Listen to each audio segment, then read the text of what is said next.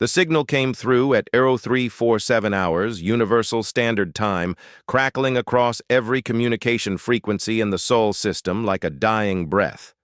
Lieutenant Sarah Chen was finishing her night shift at the Deep Space Monitoring Station when the emergency protocols screamed to life, bathing the control room in pulsing red light.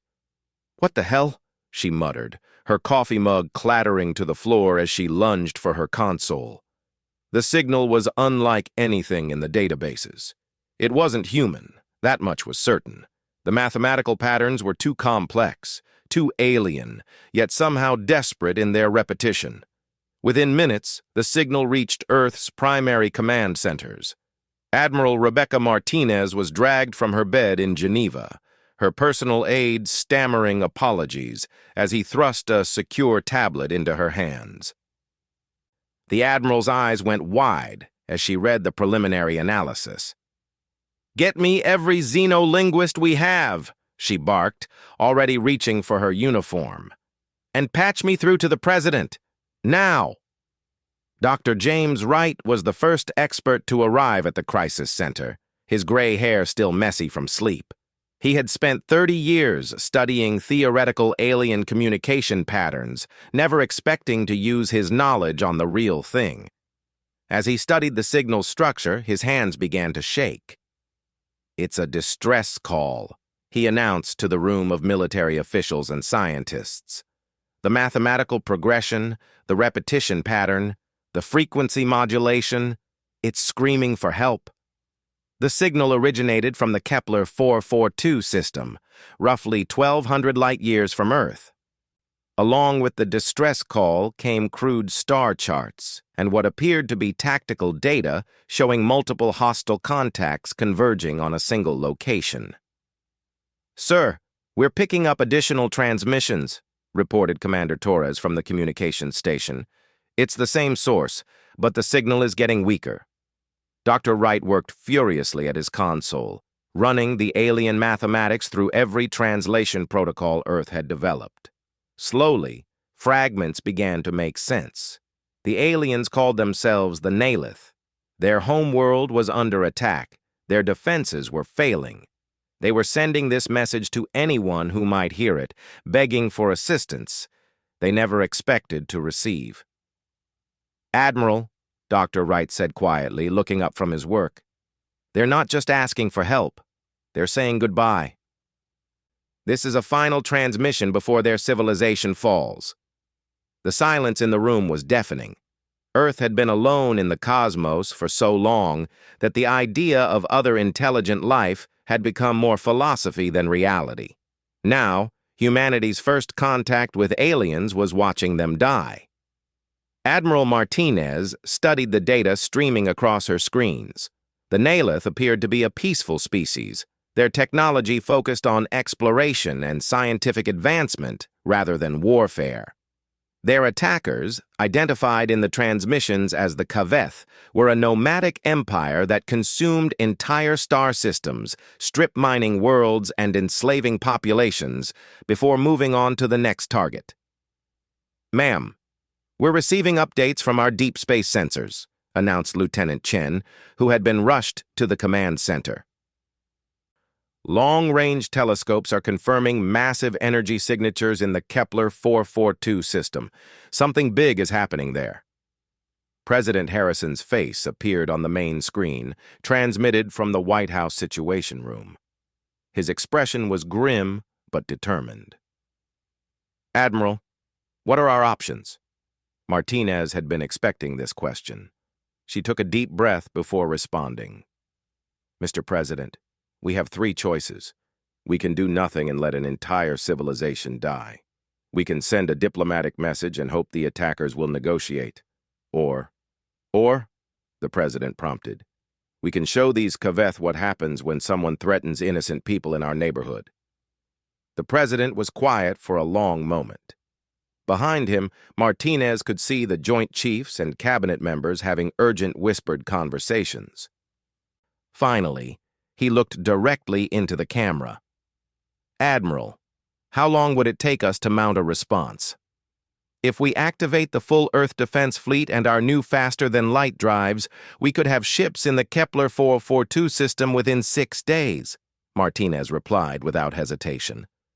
She had been running calculations in her head since the first signal came through. Dr. Wright looked up from his station with new urgency. Admiral, I'm detecting something else in the latest transmissions. The Nalith, they've been monitoring our electromagnetic emissions for decades. They know about us. They know we're here. This distress call isn't random broadcast. It's directed specifically at Earth.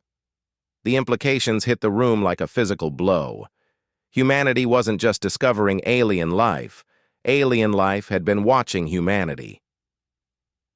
The Nalith had chosen to call for help from the species they had observed from 1,200 light-years away. "What exactly have they seen from us?" asked the President.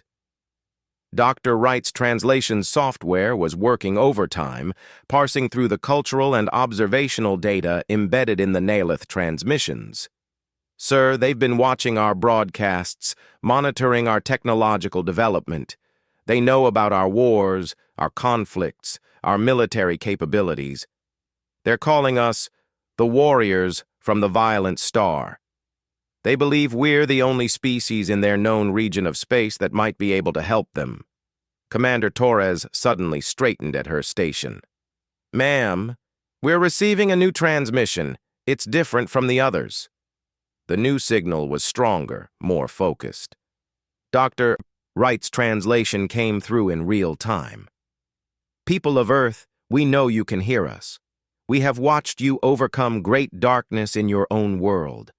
We have seen you turn your weapons of war into tools of peace.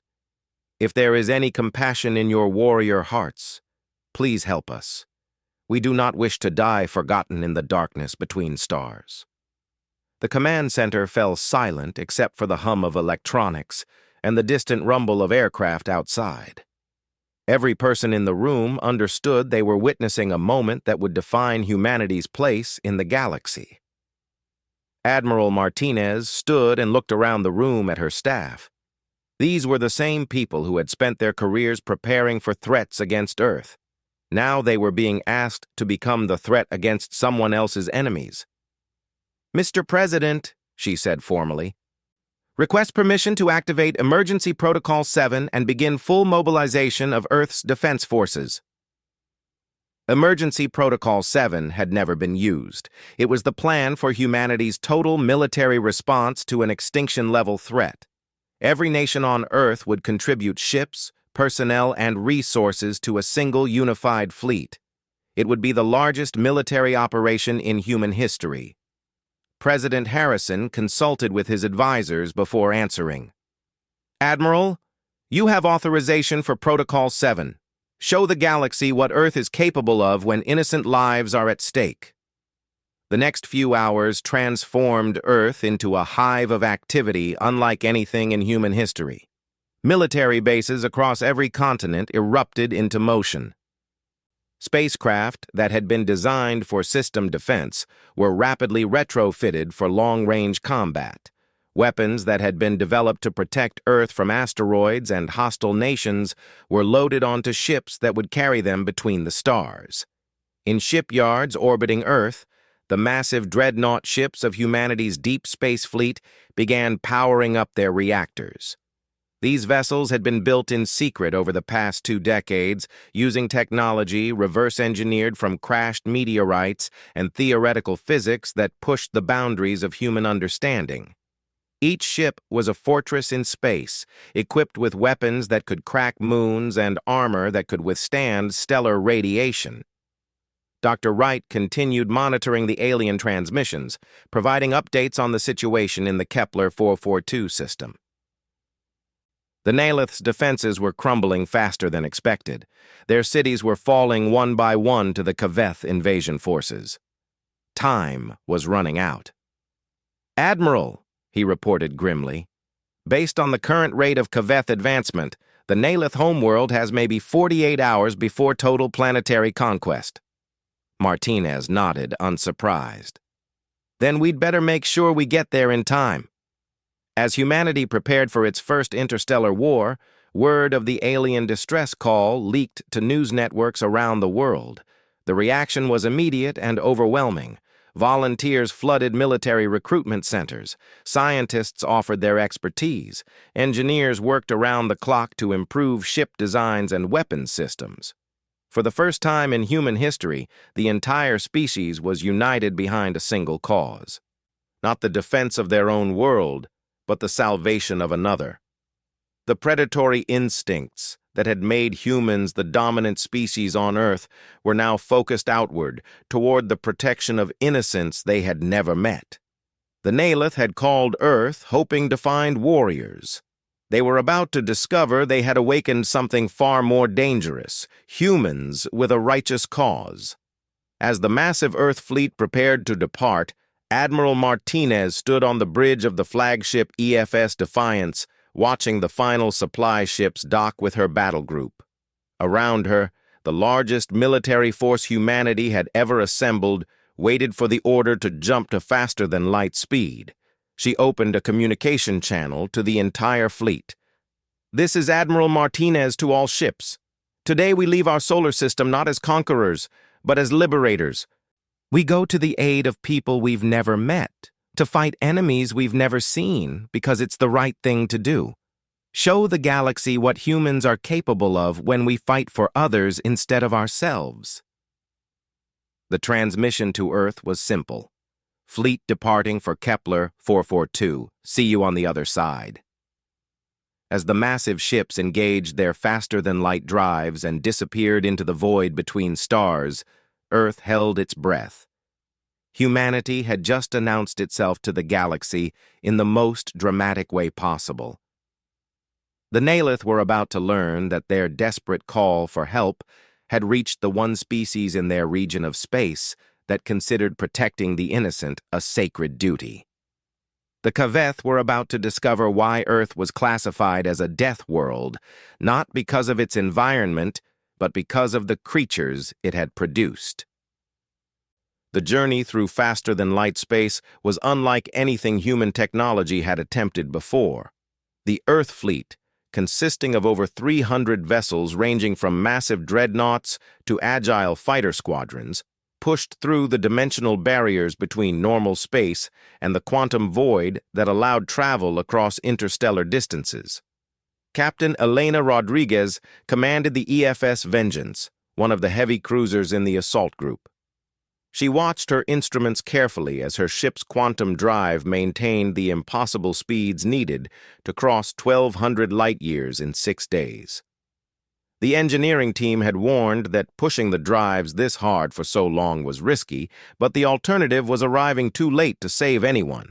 "Captain, we're receiving another transmission from the Nalith," reported her communications officer, Lieutenant Park.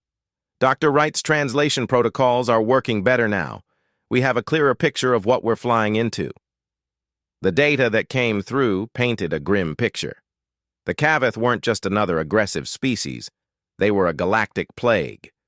For over 1,000 years, they had moved from system to system like locusts, consuming everything in their path.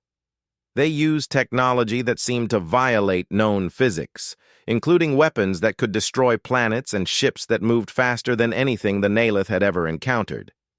Dr. Sarah Kim, the fleet's xenobiologist, studied the biological data the Nalith had transmitted about their attackers. "These Kaveth aren't even from this galaxy originally," she announced during the daily briefing. "Their physiology suggests they evolved in a high-radiation environment with stronger gravity than Earth. They're naturally more aggressive and physically stronger than most species." Admiral Martinez reviewed the tactical information on her flagship's main screen. The Kaveth fleet consisted of over 800 ships, each one the size of a small city. Their technology was clearly superior to both human and Nalith capabilities in most areas. By every logical calculation, the Earth fleet was heading into a slaughter. "Ma'am," asked Commander Torres, "are you concerned about our chances?" Martinez smiled grimly. "Commander, the Kaveth have superior technology and numbers, but they've made one critical mistake." "What's that, Admiral?" They've never fought humans before. The human fleet had advantages that weren't visible on any tactical display. Every human ship carried Marines who had been trained since childhood in warfare that would horrify most species. Earth's gravity, radiation levels, and violent ecosystem had produced a species that thrived in conditions other aliens considered lethal. Captain James Sullivan commanded a squadron of assault ships filled with Earth's most elite special forces. His soldiers had trained on every continent, in every environment Earth could provide. They had fought in the frozen wastelands of Antarctica, the burning deserts of Africa, and the crushing depths of Earth's oceans. The idea of fighting in the vacuum of space or on an alien world didn't intimidate them. It was just another training exercise. "Sir, the boys are getting restless," reported Sergeant Major Patricia Hayes, the senior enlisted soldier on Sullivan's ship. "They want to know what we're up against." Sullivan pulled up the latest intelligence reports. "We're looking at an enemy that's conquered dozens of civilizations. They use fear as a weapon, torture as entertainment, and they've never met anyone who fought back successfully." Hayes grinned. "So, business as usual then?" The human approach to warfare was something the Nalith struggled to understand from their intercepted military communications. Most species fought for territory, resources, or survival. Humans fought for concepts like honor, justice, and the protection of innocence. It made their behavior unpredictable and their determination nearly unlimited. Dr. Wright continued translating Nalith transmissions throughout the journey. The picture that emerged was of a highly advanced but peaceful civilization that had never developed serious military technology. They had assumed that intelligence and technological advancement would eventually make warfare obsolete across the galaxy. The Kaveth had proven them tragically wrong. "Admiral," Dr. Wright reported, "I'm getting fragmentary transmissions from Nalith refugee ships. It appears that small groups have escaped their homeworld before it fell completely. They're hiding in asteroid fields and dead systems throughout their local region." This news changed the tactical situation significantly. The Earth fleet wasn't just attempting to save the Nalith homeworld, they were potentially rescuing an entire species scattered across multiple star systems. Major Lisa Chen, the fleet's intelligence officer, worked with her team to map Kaveth movement patterns based on the refugee reports. "Ma'am, it looks like the Kaveth don't just destroy civilizations. They systematically hunt down survivors. They want complete extinction, not just conquest." The implications were clear. If Earth's intervention failed, the Kaveth would eventually turn their attention to finding and destroying every human colony and outpost. This wasn't just a rescue mission anymore. It was a preemptive strike against humanity's future destroyers. As the fleet approached the halfway point of their journey, they received an unexpected transmission. It wasn't from the Nalith or the Kaveth, but from another alien species entirely. The translation was crude, but the message was clear. "Turn back, warriors of Earth. The Kaveth are beyond your capability to defeat. Save yourselves while you can." Admiral Martinez called a conference of her senior commanders. The main screen showed tactical projections of the Kepler 442 system based on the latest intelligence. Kaveth ships filled the display like a swarm of insects around a dying star. "Opinions?" she asked simply. Captain Rodriguez spoke first. "Ma'am, the numbers are worse than we thought. We're looking at nearly 1,000 enemy ships, and their technology is clearly superior to ours in most areas." "But not all areas," interrupted Captain Sullivan. "Their ships are big, but they're designed for overwhelming weak opponents. They've never fought anyone who could actually hurt them." Dr. Kim had been studying the enemy's tactical patterns. "The Kaveth rely heavily on fear and intimidation. Their standard procedure is to destroy a few cities from orbit to break enemy morale, then demand surrender. They're not used to opponents who keep fighting after taking casualties." Commander Torres pulled up psychological profiles based on intercepted Kaveth communications. "Ma'am, they seem to view warfare as entertainment. Their commanders compete for the most creative ways to terrorize populations. They're used to hunting prey, not fighting predators. Admiral Martinez nodded slowly. So our advantages are tactical flexibility, experience with actual combat, and the fact that we're too stupid to know when we're beaten. That's about the size of it. Admiral, agreed Captain Sullivan. The journey continued, and the fleet used every hour to prepare for the coming battle. Human ships ran constant combat drills. Marines practiced boarding actions against mock-ups of Kaveth vessels. Fighter pilots rehearsed attack patterns designed to exploit the enemy's overconfidence. Most importantly, the fleet's engineers worked around the clock to modify human weapons for maximum effectiveness against Kaveth technology. Earth's military had always emphasized efficiency and adaptability over raw power. Where the Kaveth used massive energy weapons designed to intimidate, humans used precise kinetic projectiles designed to kill. The Kaveth have energy shields that can absorb most directed energy weapons, reported Chief Engineer Davis during a technical briefing. But their shields are calibrated for alien weapons. They've never encountered the kind of projectile velocities our railguns can produce. As the fleet neared the Kepler 442 system, they received a final transmission from the Nalith homeworld. The translation was broken and filled with static, but the message was heartbreaking. Thank you for trying. Do not let our deaths be meaningless. Make the Kaveth remember that someone fought for us. Admiral Martinez stood on the bridge of her flagship as the fleet prepared to drop out of faster-than-light travel. Around her, hundreds of ships carried over 50,000 of Earth's finest warriors toward a battle that would determine not just the fate of the Nalith, but humanity's place in a galaxy full of predators and prey. All ships, this is Admiral Martinez. We are about to enter the Kepler 442 system. Intelligence indicates heavy Kaveth presence and ongoing genocide of the local population. Our mission remains unchanged.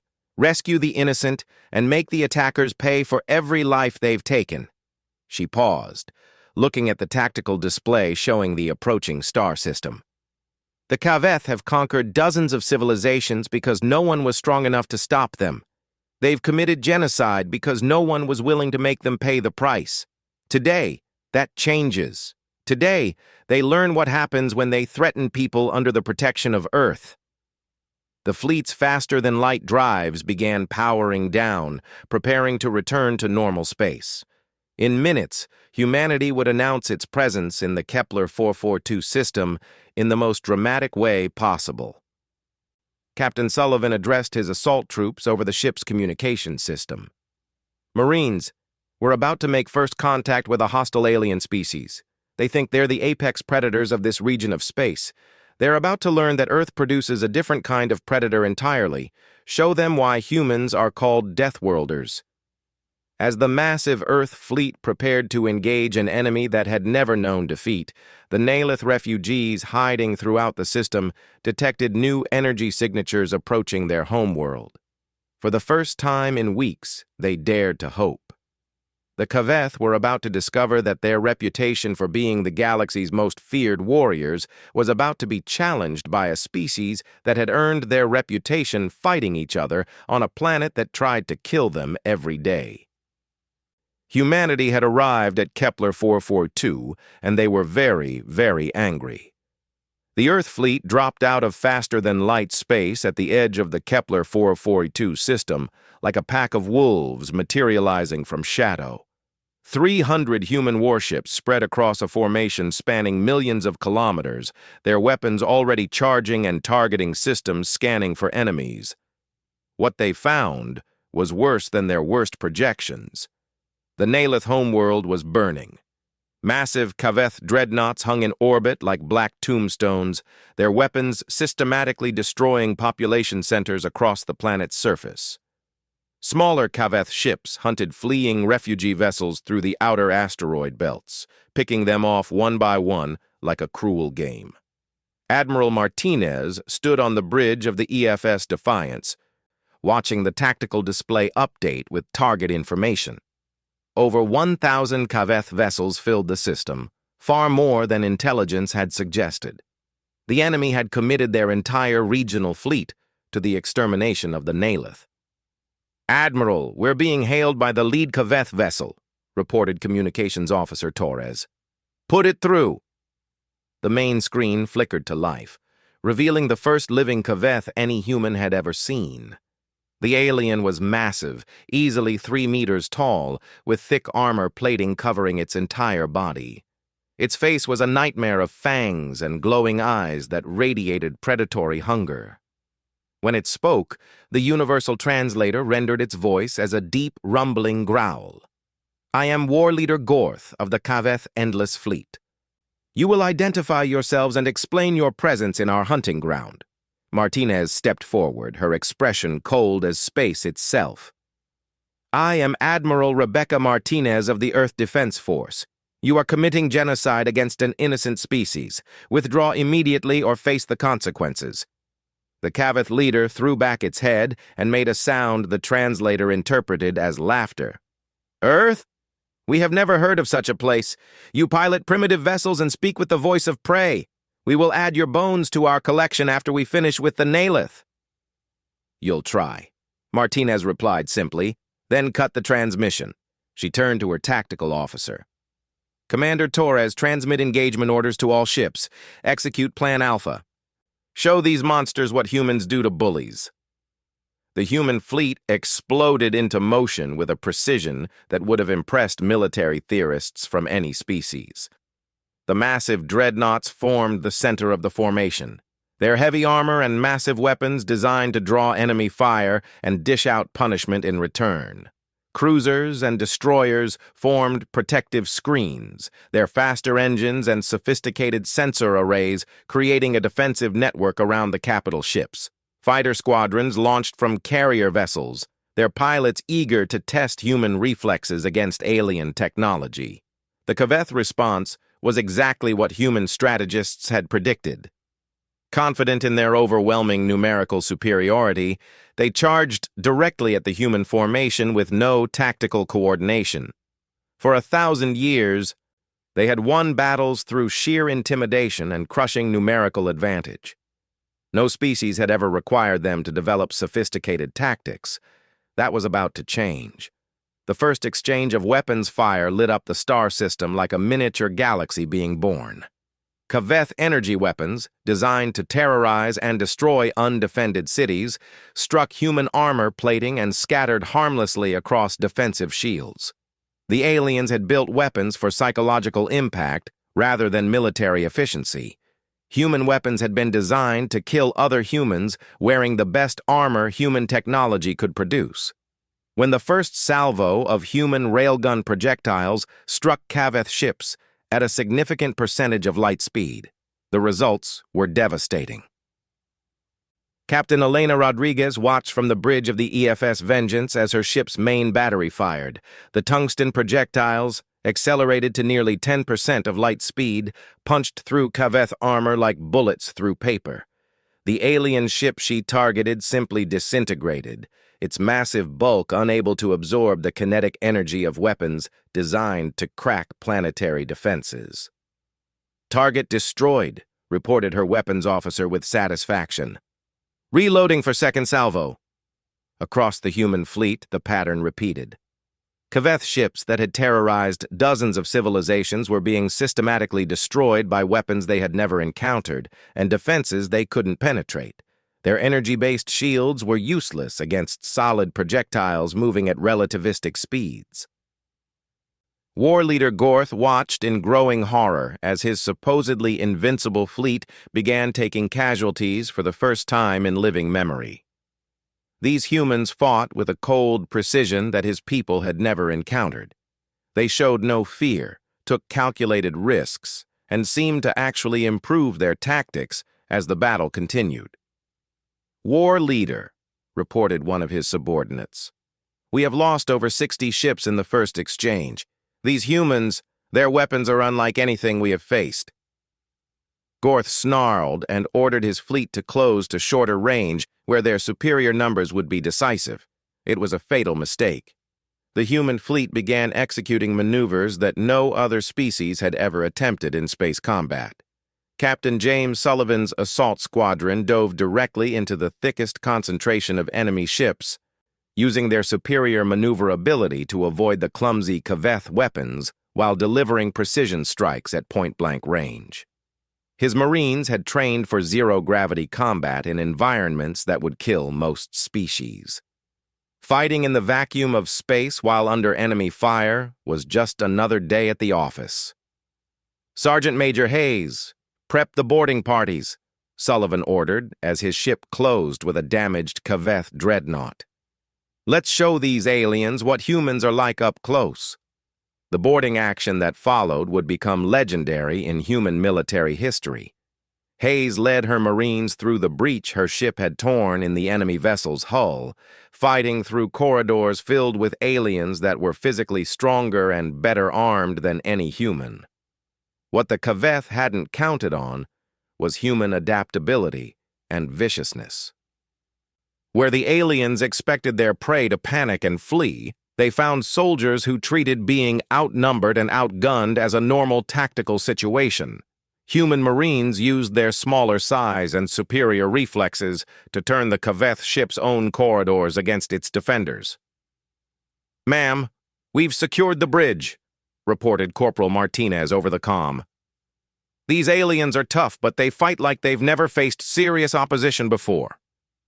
Meanwhile, human fighter squadrons were demonstrating why Earth's gravity and atmospheric conditions had produced pilots with superhuman reflexes. The Kaveth fighters were larger and more heavily armed, but they flew like cargo haulers compared to humans who had trained in Earth's violent skies. Lieutenant Sarah Park rolled her fighter through a barrage of alien fire that should have been impossible to avoid, then responded with a missile strike that sent 3 Kaveth fighters tumbling into space as burning debris. "These aliens fly like they learned in a simulator," she reported to her squadron leader. "No improvisation, no real combat experience. They've been beating up civilians for so long they forgot how to fight soldiers." Admiral Martinez watched the tactical display with growing satisfaction as the human fleet systematically dismantled their enemies. The Kaveth had superior numbers and technology, but they had never learned to fight a species that refused to be intimidated. "Admiral," reported Dr. Wright from his translation station, "we're intercepting Kaveth communications. They're actually retreating. Some of their ships are fleeing the system." It was unprecedented. The Kaveth had never retreated from a battle in recorded history, but they had never faced an enemy that seemed to get more dangerous the longer the fight continued. War leader Gorth found himself in command of a dying fleet. Over 300 of his ships had been destroyed or captured, and the humans showed no signs of slowing down. Worse, they were actively rescuing Nalith civilians from the planet's surface while continuing to fight. "War leader," his tactical officer reported with panic in his voice, "the humans have deployed atmospheric fighters to the planet. They're extracting survivors from the burning cities while under fire from our ground forces." Captain Rodriguez had detached part of her squadron to provide cover for the rescue operation. Human pilots flew through burning cities and toxic atmosphere to reach trapped Nalith civilians, performing extractions that required flying skills most species would consider impossible. The Nalith refugees, hiding in caves and ruins across their homeworld, watched in amazement as human soldiers repelled from aircraft under enemy fire to carry them to safety. These aliens from across the galaxy had risked everything to save people they had never met. "Who are they?" asked one young Nalith child as a human Marine carried her to an evacuation ship. "They're called humans," her rescuer replied through a universal translator. "We're here because nobody should have to face something like this alone." As the battle continued, it became clear that the Kaveth were not just losing, but being systematically destroyed by an enemy they didn't understand. Human tactics emphasized flexibility, coordination, and the protection of civilians even during active combat operations. War leader Gorth, made the hardest decision of his species' recent history. He ordered the surviving ships of his fleet to retreat from the system entirely. The great Kaveth Endless Fleet had been stopped for the first time in 1,000 years by a species they had never heard of. As the last Kaveth ships fled into faster-than-light space, Admiral Martinez surveyed the aftermath of humanity's first interstellar war. Dozens of human ships had been damaged, and over 1,000 human casualties had been taken. But they had saved an entire civilization from extinction. "Admiral," Dr. Wright reported, "we're receiving transmissions from Nalith survivor groups throughout this region of space. Word of the battle is spreading faster than light communication through quantum entanglement networks. Every species in this part of the galaxy knows what happened here." The implications were staggering. Humanity had announced itself to the galaxy not as another conquering species, but as protectors of the innocent. The name Earth would spread across 1,000 worlds as the home of the warriors who had stopped the unstoppable Kaveth. Captain Sullivan stood in the cargo bay of his ship, watching as Nalith refugees were provided with medical care and temporary shelter. The aliens were still in shock, unable to believe that anyone had come to their aid. "Captain," asked one elderly Nalith through the translator, "why did your people risk so much for strangers? We had nothing to offer you in return." Sullivan looked at the alien with the same expression he might have given a confused child. "Because it was the right thing to do. Where we come from, you don't need a reason to help people who are in trouble." As the human fleet began the journey home with rescued Nalith civilians aboard their ships, they left behind more than the wreckage of enemy vessels. They had fundamentally changed the balance of power in their region of the galaxy. Admiral Martinez received a final transmission from the surviving Kaveth war leader as his fleet retreated to whatever dark corner of space they had come from. "This is not over, humans of Earth. We will remember this defeat. We will return with greater numbers and better weapons." Martinez smiled as she composed her reply. "We'll be waiting, and next time we'll bring more friends." The message that went out from Earth to every human colony and outpost was simple. First contact successful, mission accomplished, come home safe. But the message that spread through alien communication networks across the galaxy was very different. "There is a new species called humans from a planet called Earth. They are warriors beyond anything we have encountered, but they fight for justice rather than conquest. The galaxy has changed forever." The Nalith had sent a desperate distress call hoping for rescue. Instead, they had awakened humanity to its destiny as the galaxy's unexpected protectors. The age of species preying on the weak was ending, because Earth had taught the cosmos a new lesson about what happened when someone threatened the innocent. The Deathworlders had arrived, and they were exactly as dangerous as the galaxy had feared. But they were dangerous to the right people.